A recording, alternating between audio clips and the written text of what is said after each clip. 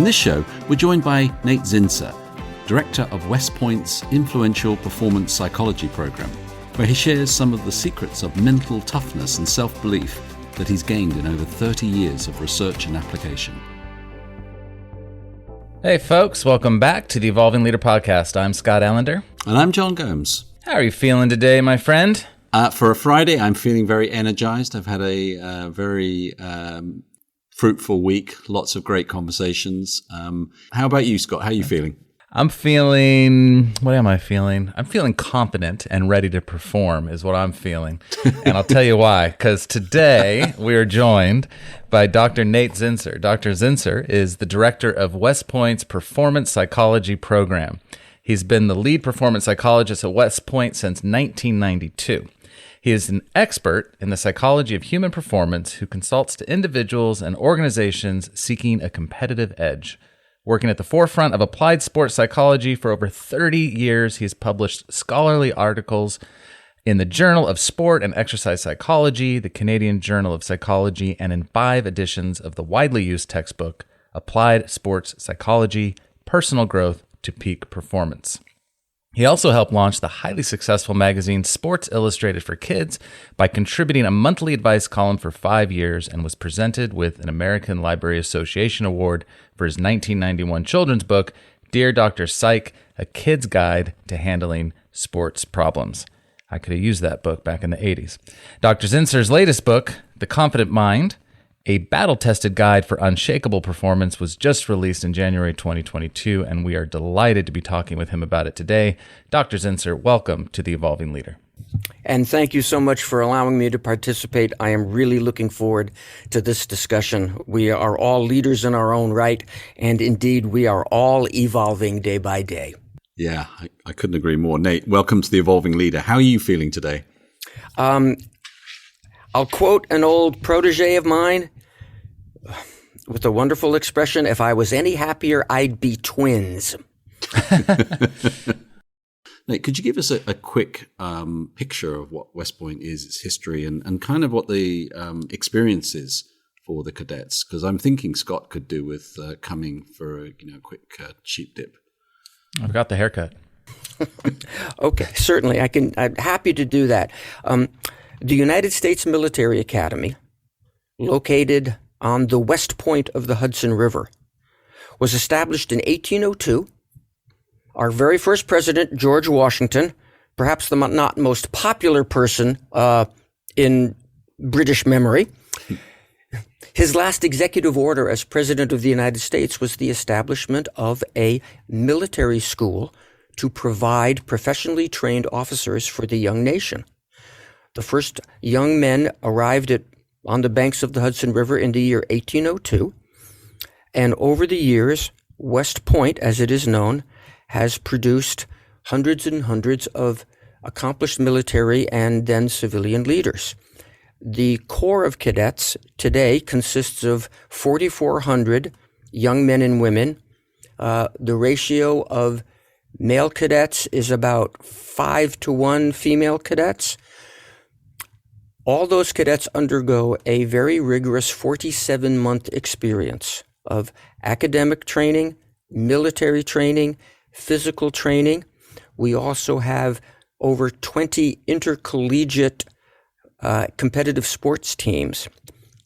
And if you succeed in that 47-month developmental experience, you graduate with a Bachelor of Science degree, and you are commissioned as a second lieutenant in the United States Army, and you serve a minimum of 5 years of service.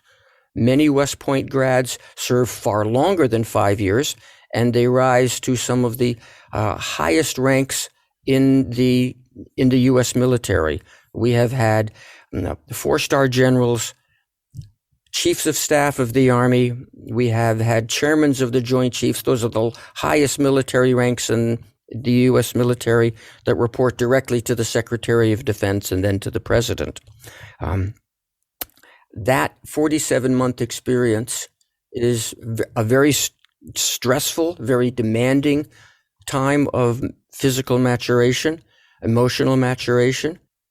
And my job is to help each and every cadet that I come into contact with develop a sense of confidence about him or herself, develop the ability to focus on what's important, and to develop the ability to carry on despite stress and to self-regulate and generate enough internal energy day by day, week by week, semester by semester, so that they can see it in their academic requirements, their military training requirements, the mandatory physical fitness testing that they must pass each semester, all of which leads to graduation of a quality individual for the Army and the nation.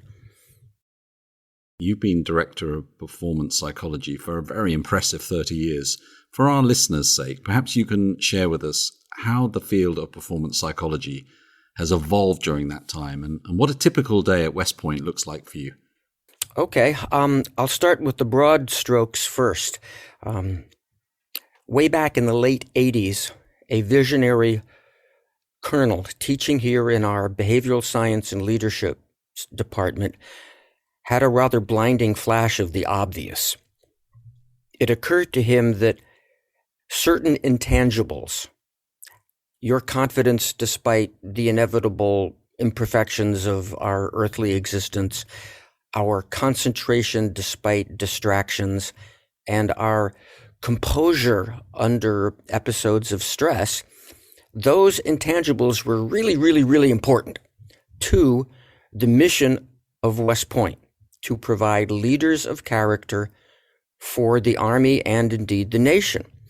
You know, we have state-of-the-art physical training. We have state-of-the-art technical, tactical training. But there was a gap. There was something unspoken, something unsaid, but that was rather deeply understood, that it was, in the words of some old military writings, it was not the bayonet that wins the battle. It is the look in the attacker's eye. Those intangibles matter a lot. Yet we have volumes and volumes and volumes devoted to the physical and the technical and the tactical. And at the time, back in the late 80s, there was almost nothing about the mental, the emotional, the intangible. So this gentleman, Louis Choga, C-S-O-K-A, did some research in the newly emerging field of applied sports psychology, which was a branch of sports science that looked directly at the psychology of training and the psychology of performing. And he came up with a skeletal curriculum, which he piloted with our varsity football team. That's American football, ladies and gentlemen. Heads knocking, tackling, somewhat brutality. That fledgling pilot program produced very good results, and Colonel Choga established a small performance psychology, or he called it a performance enhancement center, which was exclusively devoted to teaching this small curriculum to a select sample of our cadets who were involved in intercollegiate athletics. Over the years, 89, 90, 91, and into 92, that program flourished and expanded.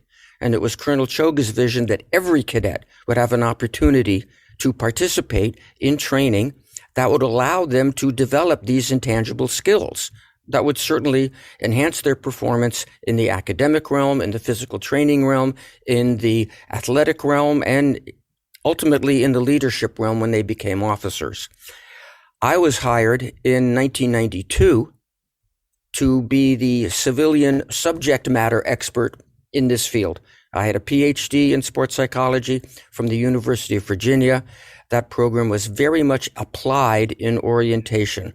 The research was about how to make this work for people, as opposed to doing the primary research in do these techniques and do these skills actually work. Well, we knew they worked. We just had to get better at applying them and making them useful and relevant for young learners. I also had a background as a competitive athlete. I also had a background as a adventurer. I had climbed big mountains in Alaska, several first ascents. I had climbed, carried heavy packs in mountains for months at a time. And I had also been a lifetime student of Japanese martial arts. So I knew quite a lot about hand-to-hand combat and the reality of what it's like to be in a situation where you might get your face broken. So I was brought in, and I have served in that role ever since.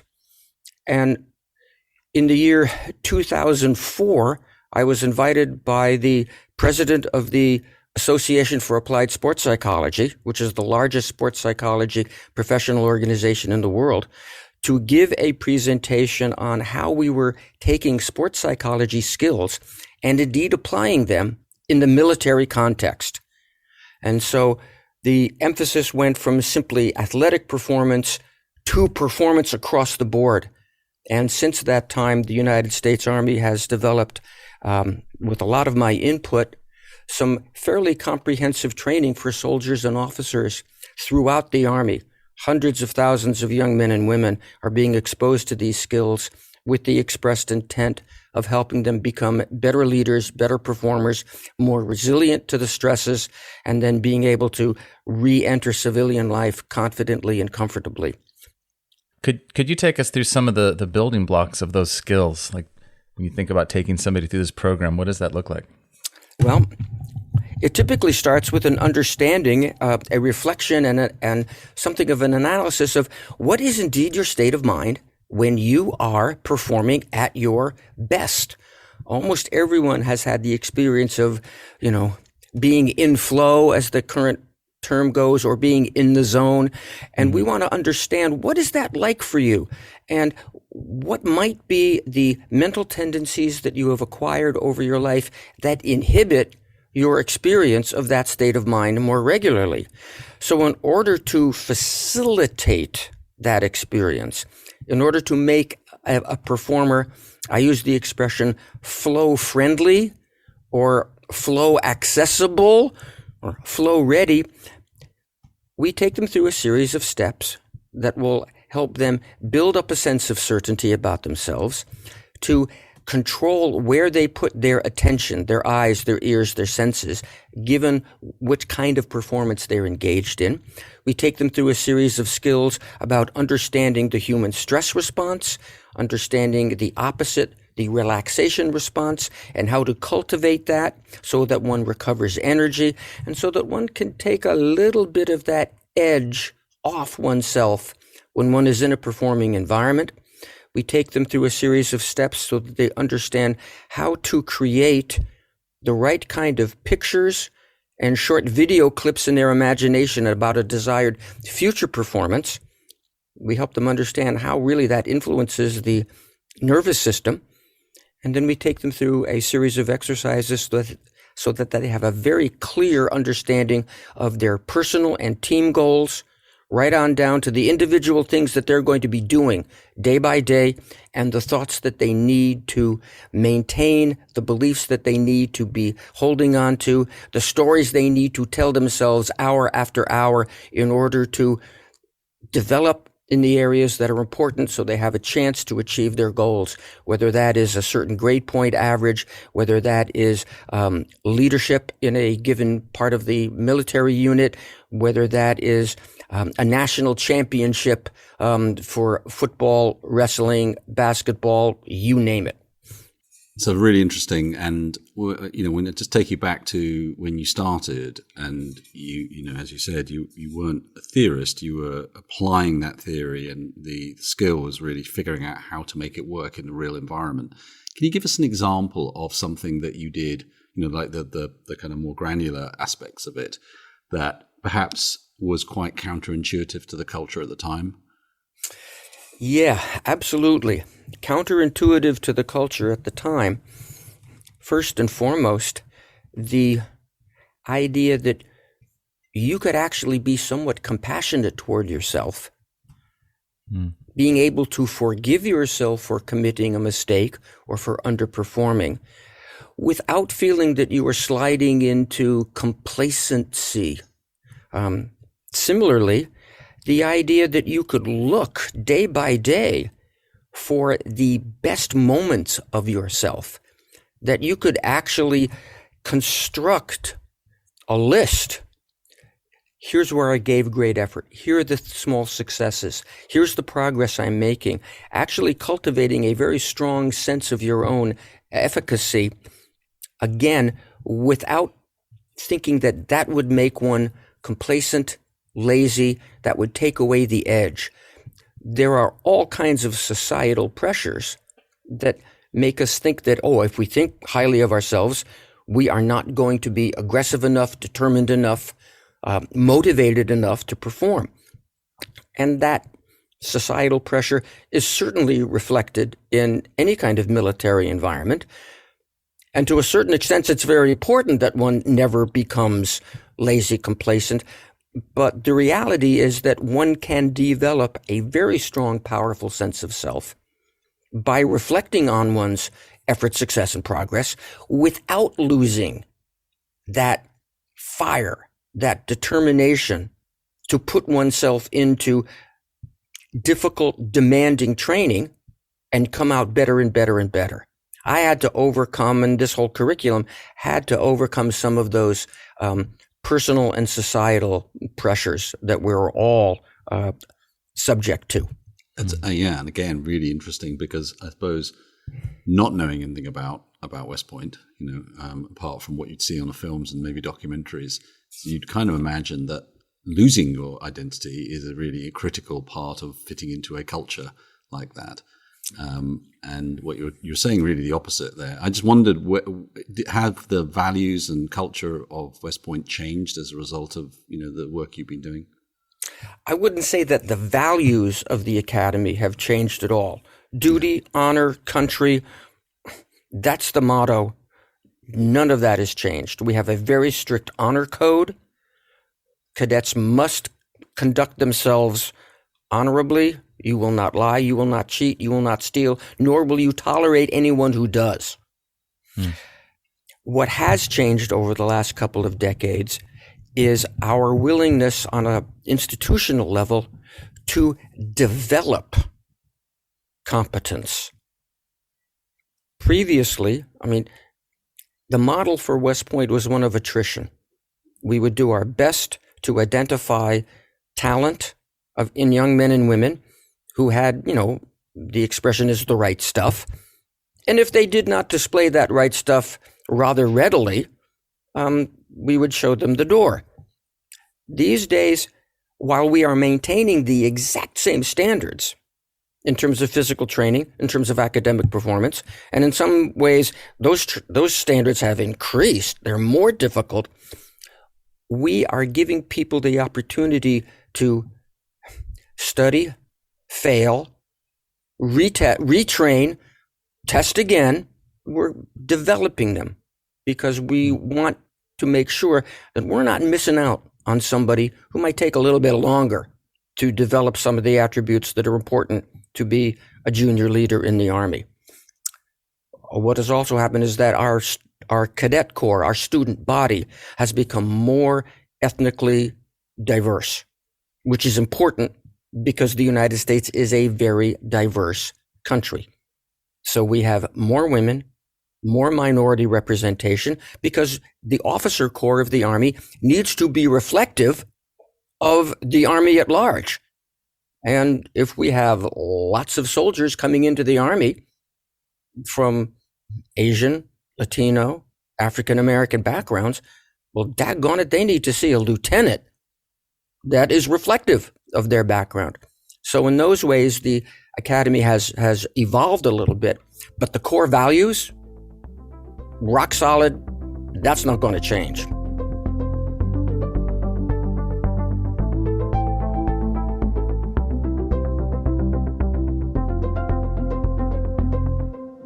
So I love so much. I love everything you're saying, and I'm really resonating with this idea of empathy and self-compassion. It reminds me, and I'm curious to get your thoughts on this idea of imposter syndrome for some people, because I've had several conversations over the years with people who are experiencing that when they take on a new role.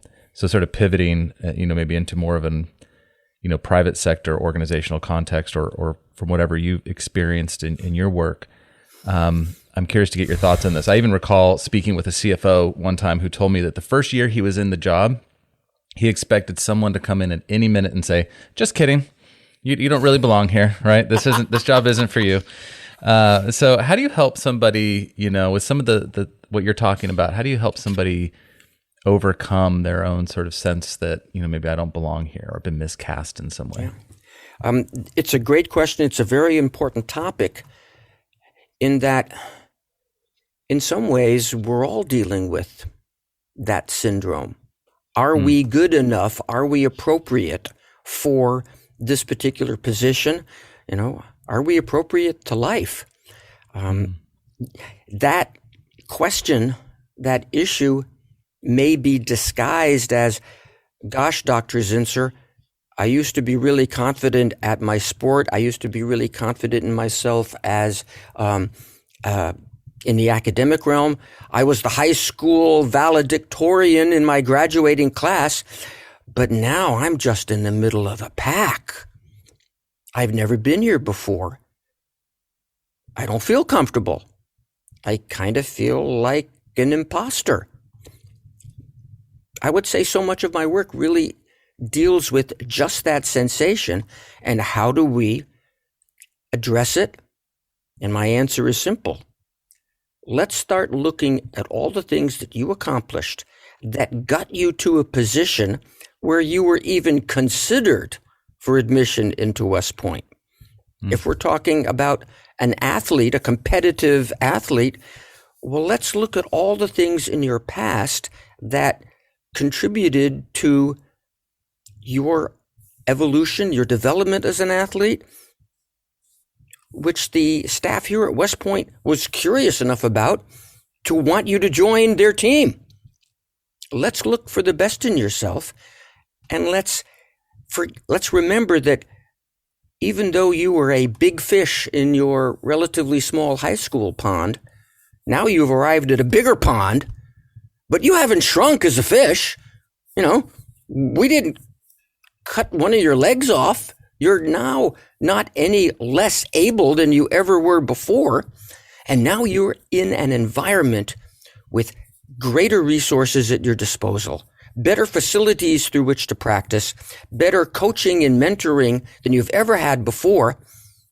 So I keep asking them, what happens to a perfectly healthy fish when she's taken out of a particular pond, put in a much bigger pond where there's more room to move, more things to eat, and lots of other big fish who are willing to help her learn how to become even bigger? And the answer is, of course, well, that fish gets bigger. So please, ladies and gentlemen, here you are in your new pond, an athletic team, a new job. You're in a new pond, but you're same big, healthy fish you always were. So let's get out of this sensation of, gosh, maybe I don't belong here. And let's keep looking for reasons to believe in why you are appropriate to this job. It's a matter of how you are interpreting your experience day by day, and dare I say, hour by hour by hour. And we all have the human free will to interpret our daily experience in a way that makes us more certain about ourselves. It's a decision to make, a choice to make hour by hour. And if we do that right, we can build up what I refer to as a large psychological bank account. And that bank account allows us to feel that, yeah, I may be new here. It may be my first time dealing with these particular people, but I'm up to it. I'm enough. I'm enough. Mm. So this seems to draw into major part of your work and a key part of your latest book, on the premise that the most important mindset that one can possess is around confidence in terms of optimal performance. Now, beyond the obvious description of the word, what do you mean by confidence, and how do we go about helping ourselves and others to become more confident? Yeah, I define confidence in a very functional context. Confidence is your sense of certainty about a given ability or a given set of abilities that lets you execute those abilities without having to think your way through each step of them. The sense of certainty that allows you to execute relatively unconsciously. You know how to do something, and you allow that programming, that set of instructions encoded in your nervous system to operate without a whole lot of conscious discursive analysis. I use the analogy of tying one's shoes, something that we all learned how to do long ago, a very complicated activity that requires numerous joints and muscles and sensory organs in our fingers. But we perform that unconsciously. We don't have to think about it anymore. We had to at one point, but after a few repetitions, we made the decision, I know how to do this. I don't have to think about it. That same process is possible for any of us in our various adult jobs. I have to give a sales presentation. I know it well enough that I can do it relatively unconsciously without analyzing myself step by step, without introducing an undue level of pressure and tension, without getting parts of my brain activated that are not necessary in order to give the presentation. In a way, I want a somewhat quiet mind, which allows me to take in my audience better, which allows me to respond to questions more genuinely and fluently. That's the kind of certainty that we're looking for. That's how I define confidence. Yeah, because I think people could misunderstand that as being arrogance or... Yes, exactly. Yeah. The common misperception of a confident person is someone who is somewhat boastful, somewhat loud, perhaps even brash. And that's not all that pleasant for many of us. The good news is that you can have this internal sense of certainty that allows you to execute very well and still be a very polite, very modest, very respectful individual on the outside. I think it's important that you have both. You have to have that inner certainty, but it's also important in the social world that we live in to be polite, to be respectful, unless, of course, you don't care about being polite or respectful. And unfortunately, we've got a few confident people who are just like that. But you don't need to be like that in order to have that inner certainty that makes your performance, that gives your performance the best possibility of emerging on demand. So you can marry that inner certainty with being open and doubt as well around things as well. So you can hold those two opposites. What do you find? Because I love your fish story, but what do you find from a practical point of view you help people at various of these kind of inflection points in their career to build confidence? Because particularly when you get to a point where you really think you are confident and then everything changes, you go into another pond and another pond and another pond and it all feels different. Is it the same process, or are there other things that you do? It's a very similar process. For example, we have hundreds of cadets who have participated in a competitive sport since they were 5 or 6 years old. And it has been their passion of their life. It has been the greatest source of satisfaction. In a way, it has been an integral part of their personal identity. And here they are approaching graduation from West Point.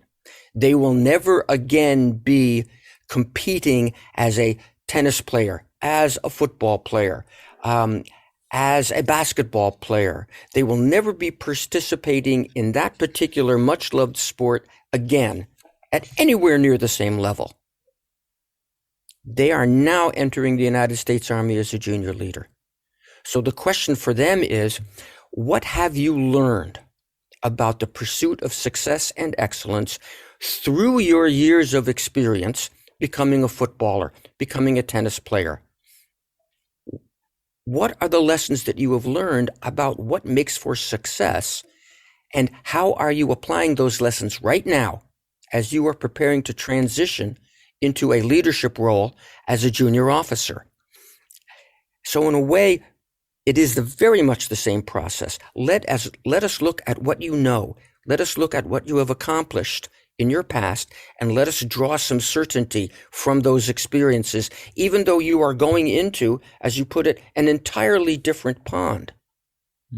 Often, all I need to do is reassure an individual that they have learned so many valuable lessons, they've accomplished so many wonderful things, and it's okay for you to believe that even though these things happened in the somewhat limited context of competitive tennis, boy, they sure do apply. Once you get out into the leadership realm in the Army, or when you transition from that into a civilian role in the business world. The tennis player must be able, if he or she is going to be effective, to address each point as a separate entity, not to carry the elation from a previous game one or set one into the moment, nor certainly to carry the disappointment or momentary regret from an unforced error that just occurred, or maybe a series of unforced errors, into the present. That's a heck of a good lesson. You're going to need that when you are dealing with customers, when you are dealing with clients, when you are designing, bridges and roadways in an engineering company. You're going to need that same skill to leave the past behind and engage yourself in the present. Your sport experience allowed you to do that. What can we learn from that experience in our present situation and use it to our maximum benefit? Over your time at West Point, you must have worked with many hundreds of cadets, and you've seen several generations.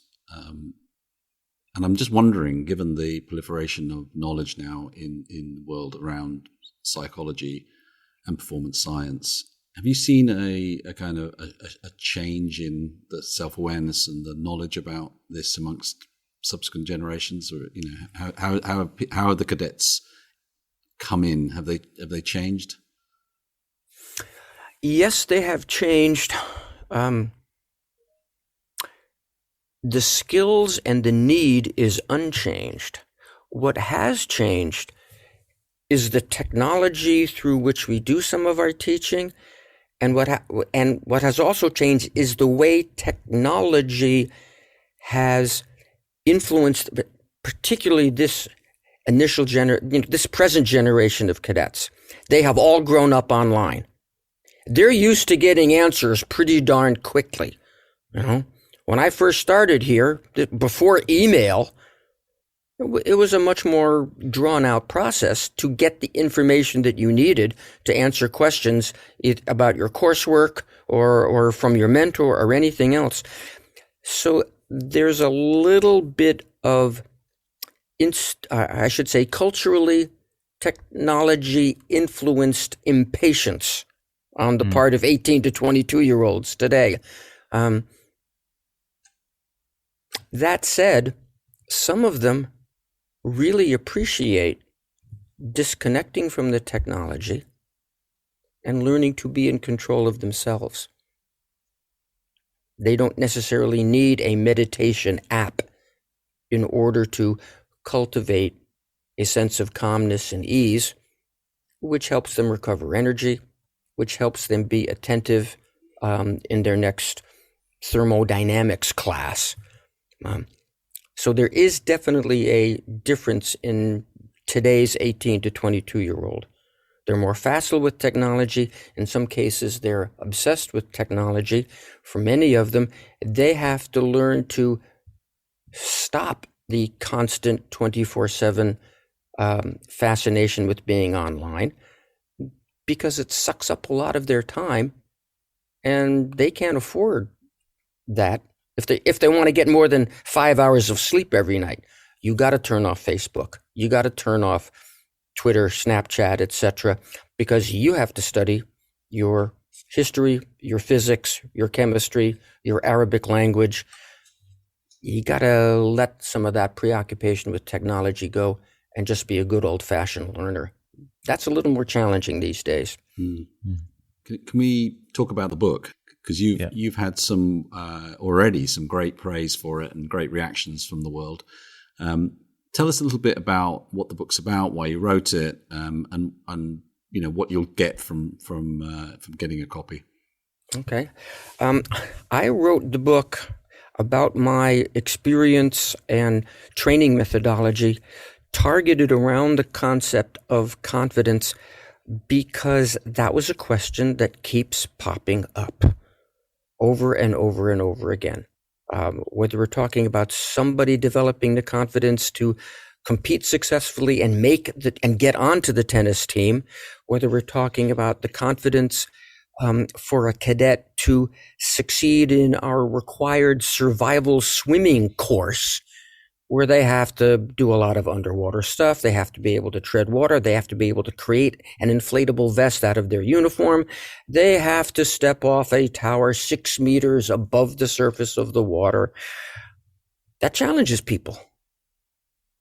It's not that they lack the physical capability to succeed.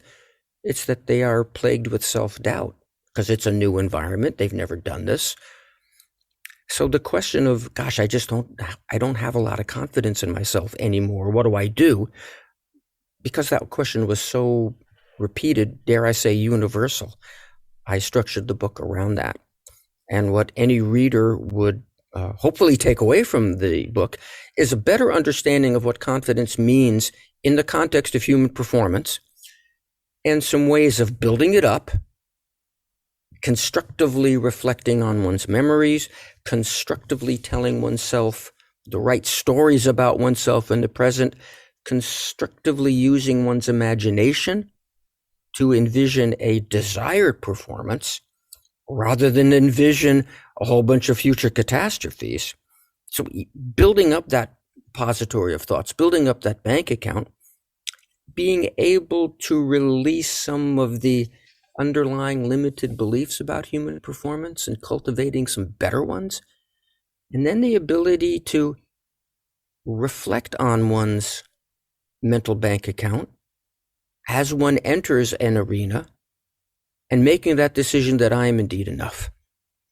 That whole process is outlined in the book, and judging from the reception just over the past few weeks, a lot of people are are benefiting from it.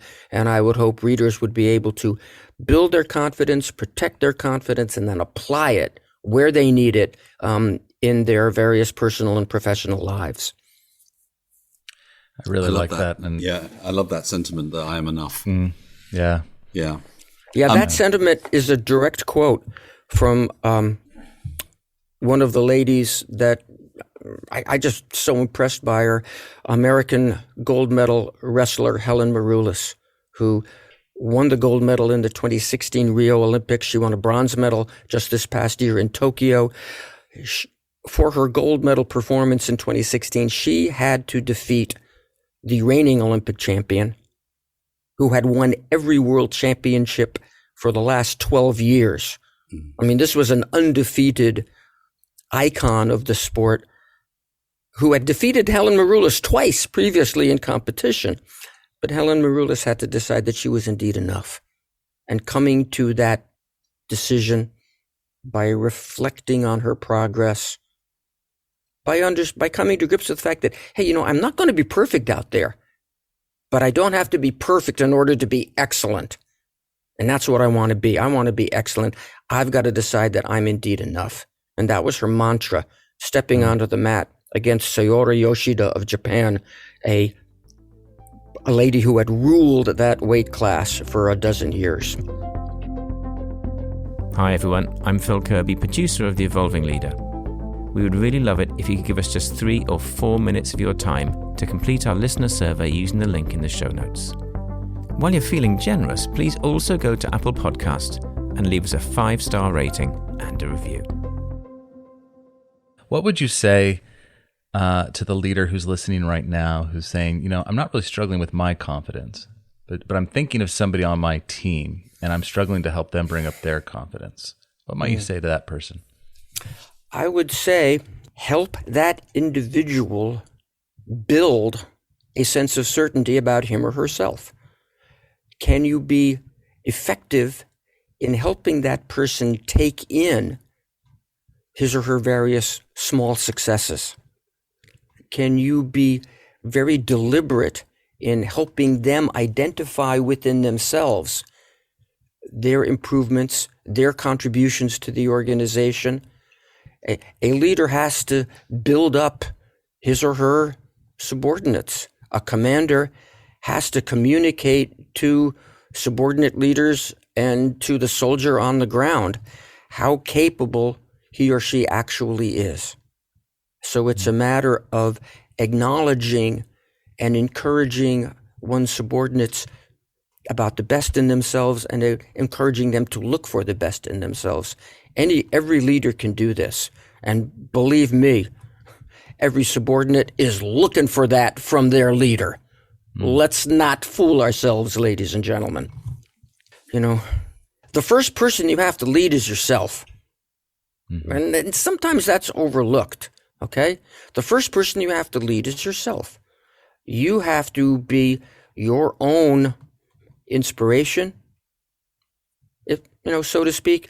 You have to be taking care of yourself. The way you lead yourself is going to rub off on everybody in your organization. And if you have a proclivity for, being overserious, being routinely self-critical, why would you expect anyone in your organization to be anything different? The way you lead yourself is going to influence the way everybody else leads themselves and the way everybody else thinks. So it really is incumbent on anyone who is a leader to look honestly at his or herself and saying, what's the vibe that I'm giving off? Am I a functionally confident individual in my own right? What are people picking up from me? That's the responsibility of every leader. You got to lead yourself first. Can I switch the conversation for a second to helping our children to become confident? Ooh, yeah. If we were thinking about, like I'm a parent, I don't know if you are, Nate, but how do we bring up confident children? What advice would you give to parents who've got young children? Be very careful with your messaging. Literally, the language that you use when you are speaking to your child, advising your child, encouraging your child is very important. If we tell our kid, hey, don't put your elbows on the table, we're actually communicating to that child, think about elbows on the table, because you can't make any sense of the statement, don't put your elbows on the table, without thinking about elbows on the table. Paradoxically, that almost encourages them to do it. So be very careful about communicating what it is that you want. Okay, sit back straight. Put your hands here, as opposed to don't put your elbows there. On the surface, it may seem that you're saying exactly the same thing, but neurologically, it's an entirely different experience. So communicate to your children in very specific terms. This is what I'd like you to do, and this is what you can pay attention to in order to achieve it. And once they do pay attention to the right things and produce the right behavior, please be right there and say, that's great. That was an act of kindness. That was what can really help us be a better unit here, be a better family. That's going to help you kick the football. That's going to help you hit the tennis ball. That's going to help you solve a lot of these arithmetic problems as you go along. So managing your messaging, being very, very clear and being very, very supportive of your child all throughout their younger years, really only until they're in their early teens, is it appropriate, at least in my experience, to be somewhat demanding. I need you to do this better. You can do this better. I don't think we want to encourage young children to be overly sensitive to their imperfections.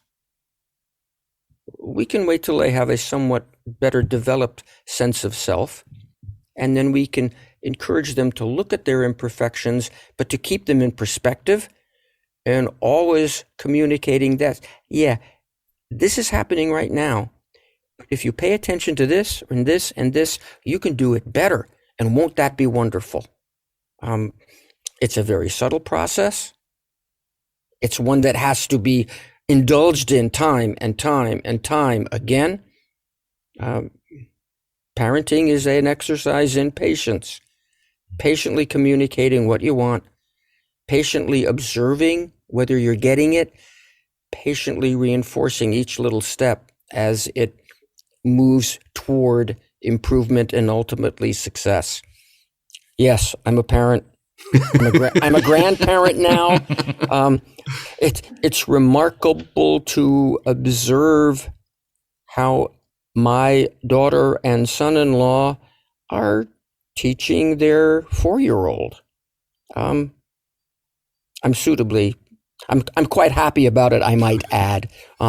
But, they'll be the first one to say, hey, this is really hard. And I say, yeah, right, it is hard. Payback, dear daughter. Now it's your turn to be a very careful teacher, coach, loving parent. And you're discovering just how challenging it is at times. Yeah. Great question, John. And they brought out a certain expression in your face, which our listeners can't see, but which is hilarious. What is exciting you right now? Because obviously our world keeps on changing in terms of new ideas and so on. Some of them are ancient and some of them are profoundly different. But where's your attention at the moment in terms of the new things that are shaping your discipline? What I'm really excited about is to see if we can maintain the level of excitement about our immediate and long-term future that we were prone to look at prior to the COVID situation. Now we are physically isolated from one another to a much greater degree. There's a great deal of uncertainty about will we be able to continue with our lives. But the question is, for each of us, are we going to just try to muddle through day by day and patiently wait until this thing clears up and better vaccines, better treatments, or are we going to really push ourselves, pull ourselves forward, strive for success and excellence despite the limitations that the COVID reality puts on us? That, to me, is a big question of the moment. Yeah. Well, I'm conscious that we're coming to the end of our time. Is there anything else that we should pick up with you to bring this to a close? I would just reinforce with your listeners that confidence is your choice, but it's a choice that you're going to have to make over and over and over and over again. To use a military analogy that one of my cadets many years ago finally came to after a whole lot of work together, he realized that, confidence, believing in oneself, having that sense of certainty was not a one-time decision. There was no decisive victory to win, such as, dropping an atomic bomb on an enemy to end a conventional war. There was no decisive one-time victory in this ongoing process of becoming a confident individual. The cadet likened it to ongoing wars of attrition, ongoing battles. And once he decided that, once he came to grips with that, it became a lot easier for him to be comfortable with the idea of every day confronting his own self-doubt, talking himself out of it, getting on to the next issue. So, ladies and gentlemen, there is no decisive victory over your own self-doubt to be won. There's just a momentary victory day after day, day after day, day after day. And that is what I believe the Chinese military philosopher Sun Tzu meant when he wrote, "Victorious warriors win first and then go into battle, while losing warriors go into battle and then hope to win." It's that first victory that you got to win, time and time again, ladies and gentlemen. That's a great place to end the show. Yeah. Loads of very powerful insights and some inspiration there that carries us nicely into our weekend. So Yeah. Thank you so much, Nate. Really enjoyed that. Yeah, thank you. Gentlemen, it's been my pleasure. My best to you and my best to all your listeners. So before you do anything else today, make sure you order your copy of The Confident Mind. And until next time, remember, the world is evolving. Are you?